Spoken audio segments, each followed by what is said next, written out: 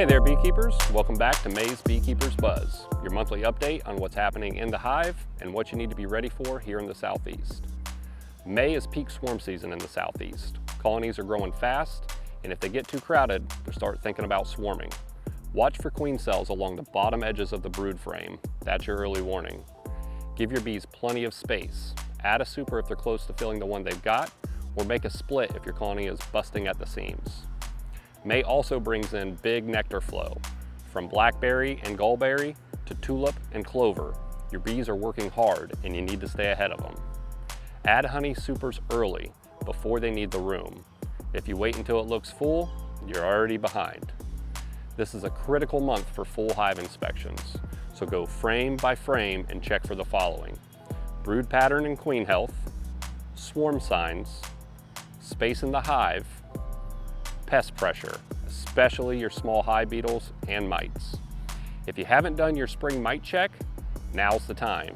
A sugar roll or an alcohol wash gives you the numbers you need to make a smart decision. Temperatures are rising fast and your bees need consistent access to water. If you don't have a bee-friendly water source yet, set one up this week. Keeps your bees healthy and keeps them out of your neighbor's pool. Here's your Southeast Beekeepers checklist for May. Watch for swarm and queen cells, add supers ahead of nectar flow, perform thorough inspections, check for mites and beetles, provide a clean water source, and start prepping for summer slowdowns. And before we go, a quick but important reminder for Florida beekeepers. Florida is working to launch a Save the Bees specialty license plate, but it still needs your support. We need more people to sign up for a voucher by the end of June to make it a reality.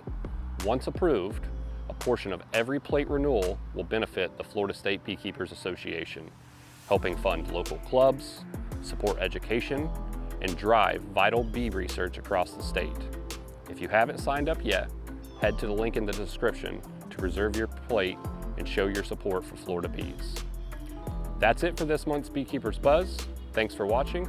And as always, keep calm and keep beekeeping.